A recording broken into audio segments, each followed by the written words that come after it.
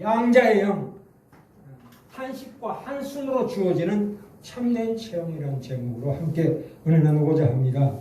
예전에 그 19세기에 그 프랑스의 심리학자 겸 약사인 에밀 쿠에라는 사람이 있었습니다. 이분이 그 약국을 닫고 집에 와 있는데 밤에 갑자기 환자가 찾아와요. 약사님 약 좀 주세요. 나 지금 아픕니다. 그래서 아니 집에 무슨 약이 있겠어요. 대강 그냥 가짜 약을 지어줬어요. 그냥. 그랬더니 다음날 찾아와서 완전히 나았습니다 하고 환자가 감사하다고 그랬어요. 이게 무슨 일인가? 내가 가짜 약을 지어줬는데 그게 바로 우리가 아는 플라시보 효과라는 겁니다. 자기 암시 요법이라는 거지요. 이게 왜 그러냐면은 이 자기 암시를 통한 자기 자신을 정복하는 그런 최면술이라고 그럴까? 마취시키는 그런 것을 발견한 사람입니다. 그래서 미국의 대중적인 복음 전도자 노만 필이라든가 로버트 슐러 그것을 굉장히 이 세상에 퍼뜨리는 겁니다. 적극적인 사고방식 그거죠. Positive thinking. 내가 성공한다고 믿으면 성공한다. 이거는 우리를 마취시키는 겁니다. 이거는 심리학이지 기독교의 진리는 아닙니다. 저번 시간에 예전에 그 성령사의 3단계에서 오순절날 사도행전 2장 4절에서 그 성령 충만에 대해서 말씀드렸고요. 또 그게 이어서 에베소서 5장 18절에 성령 충만을 받으라. 술 취하지 말고 성령 충만을 받으라 했을 때 이 성령 충만과 술 취함을 반대로 놓고 비교했습니다. 술 취함이라는 게 뭡니까? 술이 취하면 그게 사실은 진정제거든요. 마취시키고 마비시키는 겁니다. 그렇죠? 술이라는 것은. 그러나 성령 충만은 각성제예요. 각성제. 이걸 우리가 알아야 됩니다. 각성제라고. 우리를 마비시키는 게 아니에요. 그래서 이 오늘 제목이 마가복음 11장 22절부터 24절에 보시면 우리가 예수께서 그들에게 대답하여 이르시되 하나님을 믿으라 해놓고 내가 진실로 너에게 이르노니 누구든지 이 산들을 들려 바다에 던져지라 하며 그 말하는 것이 이루어질 줄 믿고 마음에 의심하지 아니하면 그대로 되리라 이렇게 말씀하셨습니다. 그죠? 그러니까 그러므로 너희에게 말하노니 무엇이든지 기도하고 구하는 것은 받은 줄로 믿으라. 받은 줄로 믿으라 그랬습니다. 그것이 이거 아닌가? 아닙니다. 그렇게 오해하시면 안 됩니다. 그리하면 너에게 그대로 되리라 하는 이것은 뭐냐면 첫째, 여기에서 가장 강조점이 뭐냐면 마가복음 11장의 22절에서 강조점은 뭐냐면 하나님을 믿으라는 거예요. 믿음이죠. 믿음. 믿으라 라는 전제조건이 있어요. 기도는 그 결과와 약속이 참으로 까다롭습니다. 우리가 그걸 알아야 됩니다. 어떻게 기도해야 되느냐 이걸 가르쳐 주시는 거예요. 지금. 자 보세요. 하나님을 믿는다는 전제조건이 그게 가장 중요한 대목입니다. 하나님을 믿으라 하는 것이. 아까 마가복음 11장에서. 그 믿음이라는 게 뭡니까? 믿음이라는 것은 본의 3장에서 여러 번 말씀드렸습니다. 이 수동태적인 믿음이 있다고 했죠. By faith. 나 가만히 있는데 어느 날 갑자기 휙 하나님께서 오셔서 나를 구원해주셨다. 그걸 믿음이라고 합니다. 이 세상 말로는 표현할 방법이 없기 때문에 믿음을 들여다 쓰는 거예요.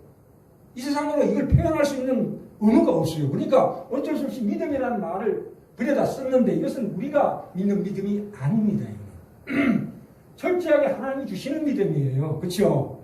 그랬을 때 우리가 그 반응 하나님, 제가 하나님을 믿습니다 하는 그 믿음은 비로소 이 능동태라고 해가지고 이것은 나의 믿음, trust 그렇죠. 이거 우리가 꼭 기억하셔야 합니다. 그래서 우리가 이 양자의 영이라고 그랬을 때도 이거는 주어지는 거예요. 내가 때를 써가지고 막 애를 써서 받는 게 아니에요. 이해되십니까? 우리가 이거를 어떻게 해야 되는지 저번 시간에 말씀드렸죠. 경외심, 사모하는 마음. 하나님 아버지의 사랑이 내가 의심스러울 때가 있잖아요. 하나님 정말 나를 사랑하실까? 하는 그 안타까움, 그 탄식, 그 마음이 중요한 거예요. 사모하는 영. 그것이 바로 탄식과 한숨이에요. 때를 쓰는 게 아니고요. 정말 이런 마음으로 그러니까 여기서 하나님을 믿어라. 너희가 요한복음 15장 7절에 너희가 내 안에 거하고 그렇죠? 내 말이 너희 안에 거하면 무엇이든지 원하는 대로 구하라. 그래야만 이루리라. 그랬을 때 이런 말을 하는 이유는 뭐냐 하면 내 기쁨이 너희 안에 있어 너희 기쁨을 충만케 하리라. 이게 무슨 얘기입니까? 이거죠. 영적이고 거룩한 것을 구하라 이 말입니다. 네? 영적이고 거룩한 것을 구하라. 그럼 내가 무한히 너에게 줄 것이다. 그게 뭡니까? 우리가 경외함으로 탄식과 한숨으로 나의 죄인된 모습을 뚜렷하게 바라보고 하나님께 사모하는 마음으로 구하면 주신다 이 말입니다. 무엇이든지 구하라. 무엇이든지 구하라. 얼마나 대단한 우리 기도의 특권입니까? 그죠? 네. 이게 우리가 알아야 합니다. 자기 설득한다거나 그러니까 여기서는 믿음이 동원되지 않습니다. 이 양자형을 받는 주어지는 믿음이기 때문에 이건 절대로 믿음으로 받는 게 아닙니다. 우리의 믿음으로 받는 게 아니라고. 믿습니다. 믿은 줄로 받은 줄로 믿습니다가 아니다 이거예요. 주어지는 거예요. 그 하나님께서 정하신 때에 하나님의 방식대로 우리에게 주신다 이 말입니다. 언제 주실지 몰라요. 이 양자의 영은 언제 어디에서 어떻게 그것을 주실까를 하나님께서 결정하십니다. 우리가 병 낫는 것도 마찬가지예요. 베드로와 요한이 성전 명문의 안전뱅이를 고칠 때에도 그들이 하나님께서 미리 야 저기다 안수하면 병을 나을 것이다. 가서 안수해라가 아니고 베드로와 요한은 그냥 순간적으로 하나님께서 고쳐주신다는 확신이 들기 때문에 안수한 거예요. 그렇죠? 미리 하나님 믿음으로 믿습니다. 기도합니다가 아니고 그때 하나님 갑자기 안수해라. 나을 것이다. 이런 확신을 주셨기 때문에 안수하니까 금방 나아버린 거죠. 하나님 예고 없이 찾아오십니다. 그래서 그래 우리는 다만 하나님 주신 것에 대한 반응을 할 뿐이에요. 세상 모든 기적은 그렇습니다. 미리 하나님 예고하고 오시는 적이 없습니다. 그렇기 때문에 우리가 어떤 치유의 사역이나 성령 충만을 위해서 어떤 집회에 가는 것은 참 잘못된 것입니다. 미리 달라고 하는 것은 안 돼요. 그 전에 우리가 먼저 취해야 될 걸 먼저 취해야 돼요. 하나님 믿으라. 믿음이라는 게 뭡니까? 경외하라. 두려워하고 탄식하고 한숨 짓는 게 먼저예요. 이게 성결 전제 조건이다 이 말입니다. 그래서 우리가 이 오늘 읽은 본문 말씀이 얼마나 귀한 건지 몰라요. 우리는 기도할 줄은 모릅니다. 솔직히. 뭘 기도할 줄은 모릅니다. 다만 구하는 것이 세상적인 어떤 것이나 물질이나 이런 것만 구합니다. 그러니까 성령께서 탄식하는 거죠. 너 그 기도가 아니다 이거예요. 우리 대신해서 성령님께서 우리를 대신해서 기도해 주셔요. 기도해 주신다고요. 우리가 기도 못하는 것도 성령님께서 우리 안에 계시잖아요. 성령님께서. 내가 기도하는 빼먹은 거 하나님 성령께서 챙기셔서 그걸 그대로 하나님께 기도합니다. 그 성령님의 도우심을 받아야 그죠? 내가 비록 하찮은 기도할지라도 성령님 도와주시옵소서. 제가 육신이 약하오니 제가 이 참 몸이 너무 아픕니다. 도와주세요 성령님. 이렇게 기도하면 하나님 얼마나 기뻐하시는지 몰라요. 그렇죠? 네, 그리고 예수님도 마찬가지로 하나님 우편에서 하나님을 향해서 기도하십니다. 우리를 도와주신 분이 누구라고요? 성령님이 도와주시죠. 예수님이 도와주시잖아요. 지금도 예수님은 우리의 제사장이십니다. 그렇죠? 우리 모든 것들을 예수님이 살아계셨을 때 육체에 있을 때 얼마나 통곡과 한숨과 탄식을 하는지 기도드립니다. 그걸 그대로 지금도 행하고 계신다 이 말입니다. 나는 기껏 기도해봐야 나의 평안과 내 자신을 위로하는 차원에 밖에 못해요? 그거 아닙니다. 다시 한 번 말씀드립니다. 영적이고 거룩한 것 배웠잖아요. 이걸 위해서 기도할 줄 아는 우리 지라는 게 성령님 다 되시길 바랍니다. 우리가 참 오늘 본문 말씀 볼까요?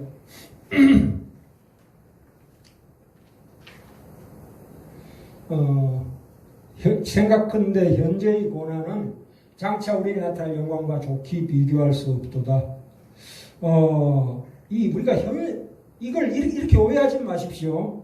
우리가 현세에서 받는 값으로 17절 후반절 볼까요? 후반 17절, 18절 그 위에 그와 하반절을 보시면 우리가 그와 함께 영광을 받기 위하여 고난도 함께 받아야 될 것이라고 분명히 나와 있죠. 이걸 이렇게 오해하시면 안 됩니다. 내가 고난을 받은 그 대가로 영광을 받는다. 이거 아닙니다. 그리스도와 우리는 어떻게 됩니까? 한 몸입니다. 그렇죠? 교회라는 것은 예수 그리스도 몸된 지체로서의 연합이에요. 우리는 다 예수 그리스도의 팔이고 다리고 이 지체예요. 그렇기 때문에 예수님과 함께 하니까 예수님이 십자가를 지셨잖아요. 함께 고통받는 거예요. 그렇죠? 당연한 거 아닙니까? 함께 고통받고 또 예수님이 지금 어디 계세요? 하나님 보좌 우편에서 영광 가운데 계시잖아요. 그 기쁨을 또 누리는 거예요. 그죠? 고난에 동참하고 기쁨을 함께 누리는 거예요. 두 가지를 다. 동고동락한다 이 말입니다. 동고동락. 그것은 우리의 부활의 영광만 얘기하는 게 아니에요. 저 영원한 천국의 생활도 포함시키고 있습니다. 천국이라는 것은 우리가 인간이 상상할 수 없는 참으로 기가 막힌 곳입니다. 우리가 보통 차원을 얘기할 때 점과 점을 이으면은 이거 1차원이라고 그래요. 점과 점을 이으는 선을 1차원이라고 그래요. 그러면 선을 이렇게 다 이어주면 한 면이 됩니다. 이걸 2차원이라고 해요. 그렇죠? 자, 그러면 면이 이어지면 어떻게 됩니까? 동주사위 있죠. 동서남북 위아래 입체적인 3차원이 세계가 됩니다. 우리는 시간과 공간 속에 있는 존재예요. 자, 그러면 천국이라는 것이 과연 무엇일까? 상상할 수 없는 거지. 지금 우주도 10차원 이상의 세계라고 그러잖아요. 과학자들이. 이 10차원 이해가 됩니까? 그게? 전혀 이해 불가능합니다. 그러면 천국은 어디 있어요? 그 우주 그 위에 상층천에 말하자면 그렇다는 얘기예요. 이 이청천이라고 이 스카이 정말 얘기지만 1청천은 우리 눈에 보이는 파란 하늘이 스카이 1청천이라고 그래요. 보통 유대인들 사고방식이에요. 우리가 알기 쉽게 말씀드리는 겁니다. 그럼 그 우주는 뭡니까? 캄캄한 우주 공간은 뭡니까? 그거는 스페이스, 퍼머넌트라고 해요. 스페이스, 우주. 그러면 하나님이 계신 곳이 천국이 어디입니까? 그 위, 삼층천이죠. 헤븐. 우리가 이걸 이해해야 됩니다. 우리가 보통 여기 보시면 19절 볼까요? 19절. 자, 19절부터 22절까지가 굉장히 중요합니다. 보세요. 피조물에 고대하는 바는 하나님의 아들들이 나타나는 것이니 이 피조물이라는 게 뭡니까? 천사하고 인간을 제외한 이 세상 모든 세상 만물을 의미합니다. 천사와 우리 인간을 제외한 모든 자연 만물을 얘기합니다. 자, 20절. 피조물이 허무한데 굴복하는 것은 자기 뜻이 아니요 오직 굴복해 하시는 이로 말미암음이라. 그 바라는 것은 피조물도 썩어지며 종로도 하는 데서 해방되어 하나님의 자녀들의 영광에 자유에 이르는 것이니라. 피조물이 다 이제까지 함께 탄식하며 함께 고통하는 것을 우리가 아나니. 이렇게 나옵니다. 야, 이건 뭐 대단한 말씀 아닙니까? 자, 우리가 자연의 아름다움과 신비는 참으로 귀합니다. 우리가 놀러를 왜 갑니까? 참 놀러 가면 그 석양이 질 때 얼마나 아름답습니까? 이야, 그 아름다움이란 말로 다 할 수가 없습니다. 그것은 하나님의 일반 은총입니다. 일반 은총이라고요. 이 자연이 아담이 죄를 지음으로 말하면 완전히 타락되고 부패하고 지금 썩어져 가고 있는데도 불구하고 이 정도로 아름답단 말인가? 이 탄생이 나와야 됩니다. 이거 저주받고 있는 이 자연도 이렇게 아름답단 말인가?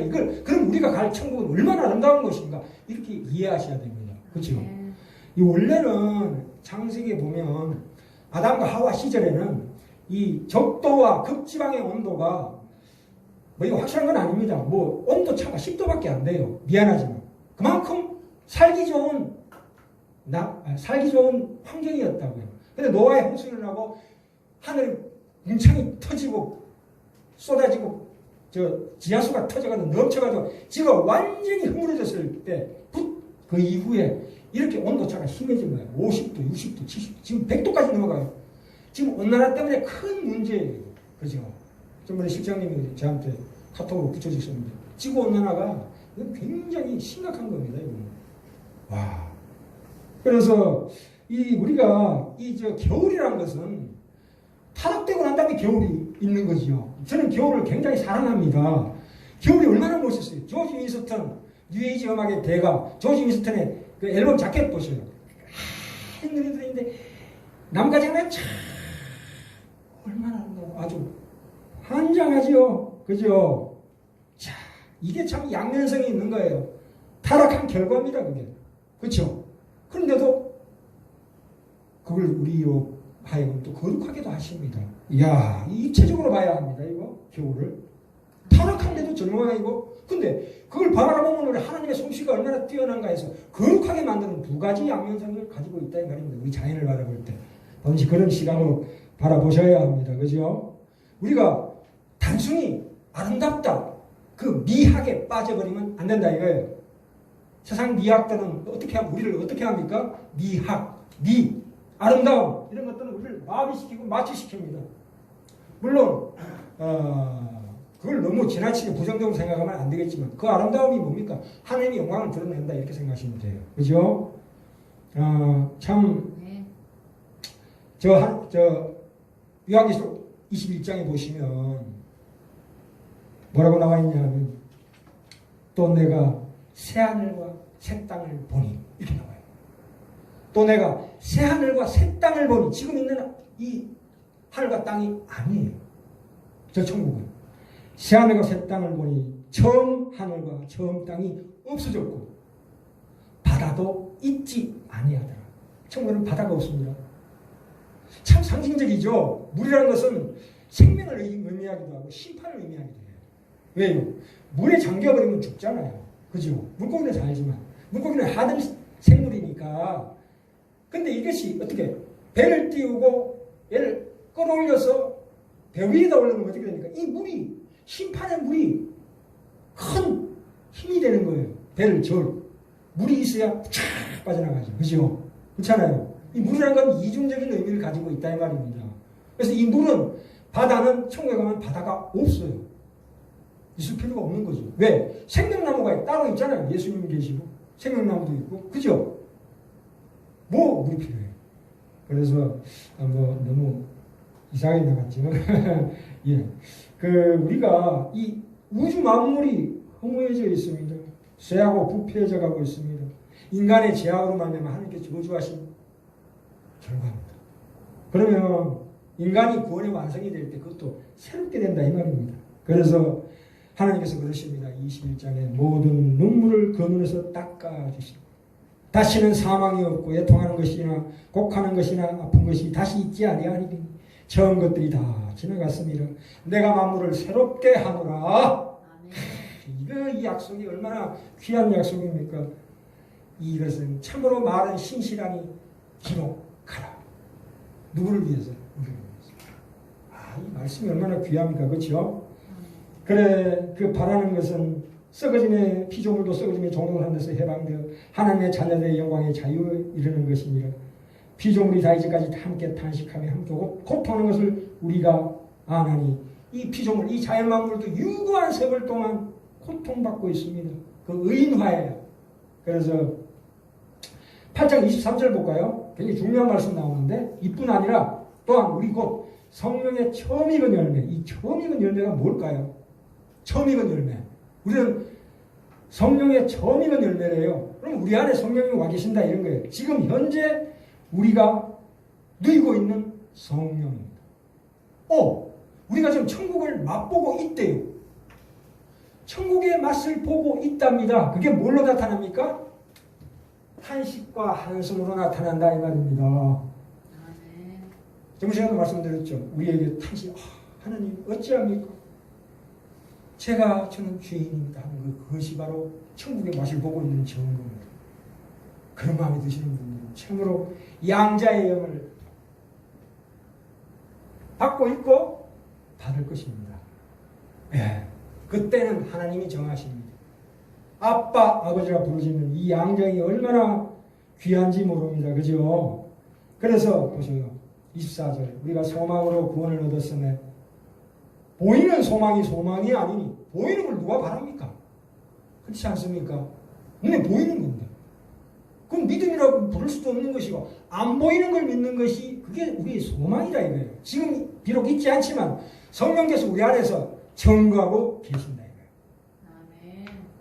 그것이 소망입니다. 우리 소망입니다. 그죠? 그래 만일 25절 만일 우리가 보지 못하는 것을 바라면 참음으로 기다릴지니라. 이와 같이 성령도 우리 연약함을 도우시나니 우리가 마땅히 빌 바를 알지 못하는 오직 성령이 말할 수 없는 탄식으로 우리를 위하여 친히 간구하시느니라. 그렇죠? 이야, 이거 예수님과 하늘에서는 예수님과 땅에서는 성령님이 우리를 대신해서 하나님의 뜻에 합한 것을 우리를 대신해서 기도해 주신다 이겁니다. 네, 그렇죠? 네. 그래서 우리의 완성은 내가 완성시키는 게 아니고 하나님이 완성시켜 주신다 이거예요. 대단한 참 그럽니다. 그죠? 성령께서는 하나님의 뜻대로 우리를 위해서 기도하시고 우리 대신 기도해 주시고 그 기도는 반드시 성취됩니다. 그렇지 않습니까? 예수님 기도인데 성령님의 기도인데 내 기도 아니고 나는 그냥 딸려가는 겁니다. 그 인절미에 팥국물 묻어가듯이 그냥 얼얼 하다가 그냥 가는 거예요. 그냥 얼마나 귀한 우리 운명입니까? 확정된 운명입니까? 그렇죠? 우리가 이 사실에 대해서 참으로 감격할 줄 알아야 합니다. 참 우리가 이 보셔요. 이 참된 체험이라고 그랬죠? 다음 시간부터 계속 할 건데요. 이 참된 체험은 반드시 하나님의 말씀과 함께 옵니다. 말씀을 통해서 옵니다. 말씀을 통해서 감동 감화하심을 주십니다. 말씀을 읽고 있을 때나 또 저희 혀짧은 설교를 듣고 있을 때 저도 제가 설교하면서도 이게 제 귀에 들어와서 하나님께서 은혜를 주십니다. 저 어눌한 제 입을 통해서 저는 철저하게 하나님 편만 들어요. 세상 편을 들지 않고 하나님만 편만 들으면 하나님도 제 편을 드신다 이거예요. 그냥 그냥 죽게는 까무러치기지 뭐. 안 그렇습니까? 제가 뭐 자기 위해서 제일이 있습니까? 그냥 내 편 들어라 그랬더니 그냥 드는 거지 그냥 배짱으로. 모르겠어요. 무조건 말씀 있는 대로 전화 되는 겁니다. 뭐 받으시고 시험을 받으시든지 무슨 뭐 감동 받으시든 몰라요. 저는. 그건 하나님이 하실 일이고 그렇죠. 그리고 우리가 잠자다가도 갑자기 성경의 말씀이 쫙 떠오르면서 그것은 진정한 참된 체험입니다. 성령의 체험은 항상 말씀과 함께 와요. 그죠? 말씀과 성령 항상 말씀드리지만 말씀과 성령은 일치하며 서로 짝이 맞습니다. 예. 그래서 왔을 때 내 자신이 참으로 무가치한 존재구나를 깨달으시는 분은 참으로 귀한 알곡입니다. 그렇죠? 전번에 마태복음 예를 들었죠. 우리가 주변에 보면 저 사람이 성령의 체험도 받고 또 기적도 받고 그랬는데 이상하게 행동이 아니다 하는 것을 보죠. 인격이 개판오르고 그건 아닌 거예요. 사람이 인격이 따라가야 돼요. 댐댐이가 따라가야 된다. 이 댐댐이가. 내가 성령 충만을 받을 때 내 댐댐이를 먼저 가다듬어야 된다 이거지. 나를 최대한도로 죄와 멀리하고 죄와 가까이 있으면 안 돼요. 가까이 있으면 누구나 죄에 들어가 버려요. 죄와 멀리 떨어져야 돼요. 무조건 도망가야 돼요. 도망. 그게 최고의 방법이에요. 무조건 죄와는 도망가야 돼요. 아이고 100번 실패하고 한 번 성공합니다. 아시죠? 그렇죠? 그거라도 하나님은 너무 기뻐하셔요.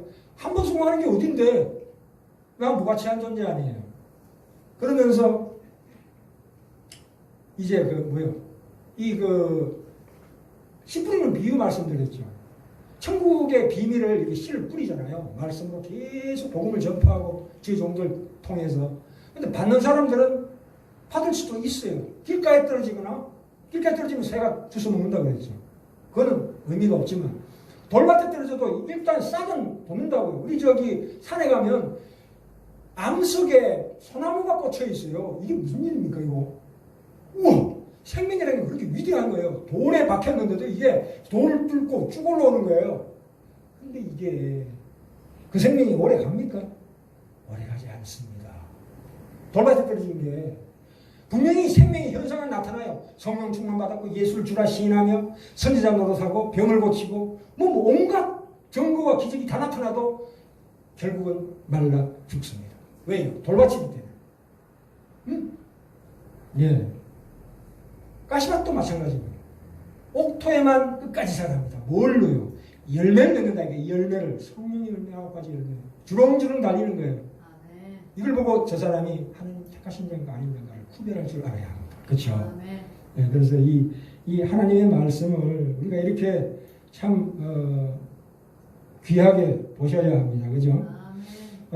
우리가 현실적으로 참 이 탄식하고 한탄하고 한숨 쉬는 것이 우리의 현실입니다. 이 봄이 아름답다고 말하지만 봄은 결국은 겨울의 먹입니다. 겨울 되면 다 죽어버려요. 그렇죠? 아름다운 것이 끝이 종말이 다가오면 겨울이 오고 그걸 보고서 야 이게 결국은 이렇게 되는구나. 그게 해마다 겪는 겁니다. 매년 겨울이 와서 봄에 싹이 트고 꽃 피던 것들이 다 죽어버려요. 우리가 가을과 겨울을 바라볼 줄 알아야 합니다. 인생도 마찬가지예요. 그렇게 우리 몸이 썩어갑니다. 거기에 대한 나의 탄식과 한숨, 이 어찌할꼬, 나 자신을 이 어찌할꼬 하는 그 탄식과 한숨을 하나님께서 기뻐 받으십니다. 그죠? 우리가 영적으로 살기에 여러 가지 제약 조건이 많아요. 몸이 아프기도 하고, 또 뭐 기도하려고 하면 뭔 잡다한 생각이 왜 이렇게 많이 떠오르는지 몰라. 또 부모, 자식, 형제, 이것들이 물귀신처럼 나를 자꾸 내려지네. 그죠? 내가 외면할 수 없어요. 이웃도 외면할 수 없고, 나 사랑하는 친구도 외면할 수 없어요. 이거요, 아무리 잘해봐야 빛도 안 나고 결과도 안 나타납니다. 그죠? 그렇습니까? 거기에 우리 노력과 우리의 힘과 우리의 정성을 뺏어갑니다. 빼앗깁니다. 그 삶이 중요한 겁니다. 그게 가장 위대한 신앙생활이에요. 그날 갖고 찢고 뽑고 하는 것이 하나님 가장 기뻐하시는 신앙생활이에요. 신앙생활은 뭐 특별한 뚜렷한 정거나 그럴 거 없습니다. 우리는 천국 가면 하나님께서 너 뭐 하다 왔냐? 빈대떡 오방떡 굽다 왔습니다. 잘했노라. 어떻게 구웠냐? 정성을 다해서 구웠어. 이야 잘했다. 최고다. 저리 가라. 밀로 써라. 이렇게 된 거예요. 하나님을 향해서 내가 위에서 내가 뛰어다니고 그런 거 아닙니다. 이 탄식과 한숨이 나오는 그 삶의 현장이야말로 하나님 기뻐하시는 하나님의 역사가 나타나는 가장 귀한 자리입니다. 그것을 외면하지 마시기 바랍니다. 그게 우리 신앙의 핵심이에요. 네, 내가 남보다 낫고 나아지고 인정받고 이런 것들이 아닙니다. 정말 그 속에서 꼿꼿하게 버티는 거예요. 남이 나를 인정해 주지 않아. 누가 인정해 주지 않더라도 하나님께서 나를 인정해 주시는 거예요. 하나님께 사랑받자 하는 그 마음이죠.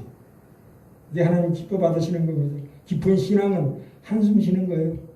인내 속에서 성황을 바라보고 참으로 아버지 성경에는 참 이런 말씀이 너무 많습니다. 이단 사이에는 삶이 없는 걸 얘기합니다. 삶이 없어요.